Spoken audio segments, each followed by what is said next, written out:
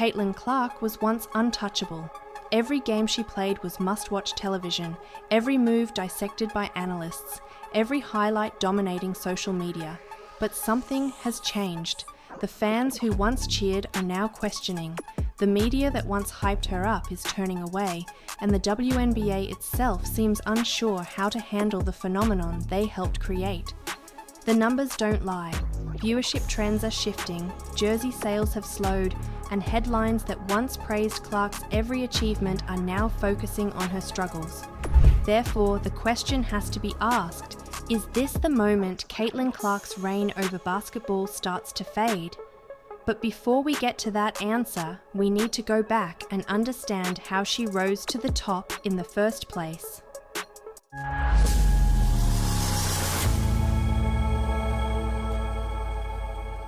Clark's rise to stardom was like something out of a Hollywood script. From her dominant days in high school to becoming a record-breaking college sensation, she was always ahead of the competition. But it wasn't just the stats, it was the way she played, the deep three-pointers, the flashy passes, the fiery competitive spirit. She wasn't just a great player, she was a show. Therefore, when she declared for the WNBA Draft, the excitement was off the charts. Her draft night was a spectacle. Cameras followed her every step. ESPN dedicated entire segments to her potential, and within hours of being selected first overall, her jersey was already selling out. The WNBA knew they had something special, but the question was, could they sustain it? The early signs were promising. Clark's WNBA debut was one of the most watched in league history. Every arena she visited saw a surge in ticket sales. The social media engagement around her name dwarfed even established superstars. But behind the scenes, tension was brewing. Clark's immediate impact came with growing pains. Opposing players weren't thrilled about the non-stop coverage she received. Coaches and analysts debated whether the hype was justified. But the biggest problem wasn't Clark herself. It was how the league and the media handled her rise. When Clark struggled early in her rookie season, the criticism came fast. She wasn't hitting shots at the same efficiency as in college. Defenders were more physical. Teams were game planning specifically to shut her down. But instead of patience, the conversation quickly shifted. Was she overrated? Was she a liability on defense? Could she handle the physicality of the WNBA? And then came the backlash. Other WNBA stars, tired of the non-stop Caitlin Clark coverage, started speaking out. There's levels to this thing, and that's just life. We all went through it. Of course. And you see it on the NBA side, and you're going to see it on this side, where, you know, you look superhuman playing against 18-year-olds, but you're going to come with some grown women that have been playing professional basketball for a long time. I'm taking Paige. Next question. So if you had the #1 pick this year, you would take Paige over Caitlin? Absolutely. So she's the best player in basketball already. For the simple fact is she can pass. Some felt disrespected by how the media ignored their contributions in favor of a rookie. Others took issue with how Clark's presence seemingly overshadowed the league itself. Therefore, instead of uniting behind the sport's biggest name, the league found itself divided. Who plays the style that how Caitlin What is the plays? style? Just threes? Wow. It's not just threes. What is her style? Plays like Caitlin's what I'm saying. From a female. Who do you think plays like her? haven't seen a female play like her. No, me either. That's all I'm saying. But I think it's like from a freedom standpoint too. I haven't seen a player with that type of green light before in college. I've had games in college and pro, 6, 7, 8 threes made out of 12, 11, 13, not 20. The biggest warning sign came with the ratings. Yes, Clark's debut set records, but as the season went on, numbers started dipping.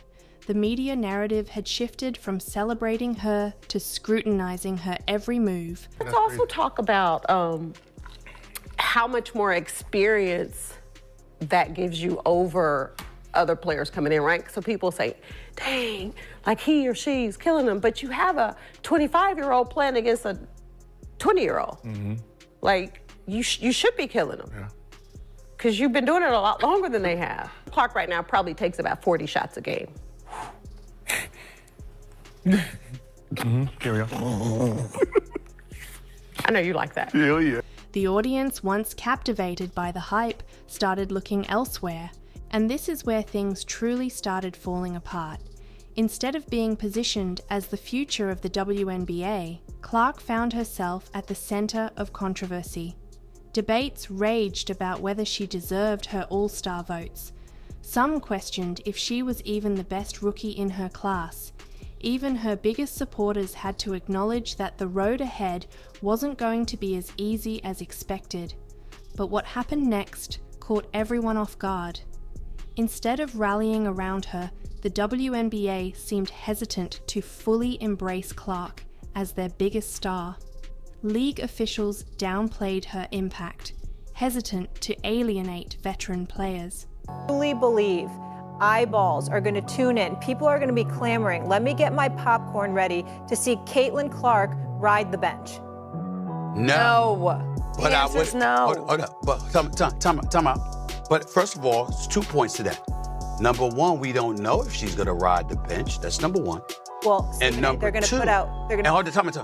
hold on, Molly, you can't ask me a question. Okay, Molly, I'm answering your Stephen question. A, I'm telling Okay, you know she's not going to be one of the starting five. Did you be that idiotic and not make that call when throughout history, Team USA has been in part about marketing? It's dumb. Period. Marketing efforts, once centered around her, became more balanced across the league. Therefore, what once felt like a full-force movement behind Clark started to slow down. Clark's struggles weren't just limited to the court. Off the court, things became even more complicated.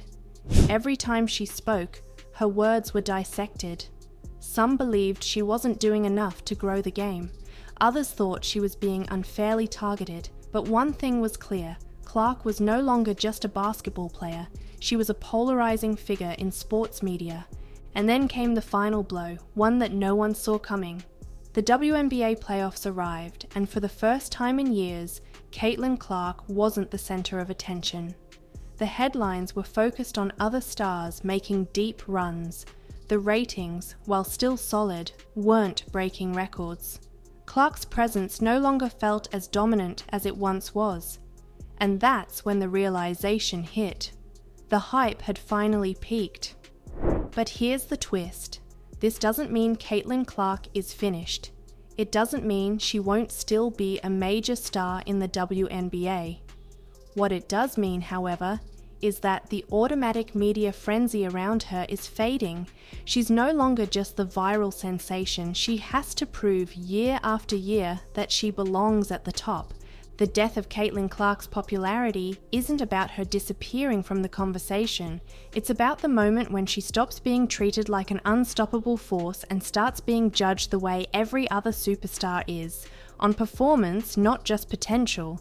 Therefore, her next season will be the ultimate test. Will she rise to the occasion and silence the critics, or will this be the moment where the sport moves on? That is the question no one has an answer to yet. But one thing is certain, everyone will be watching.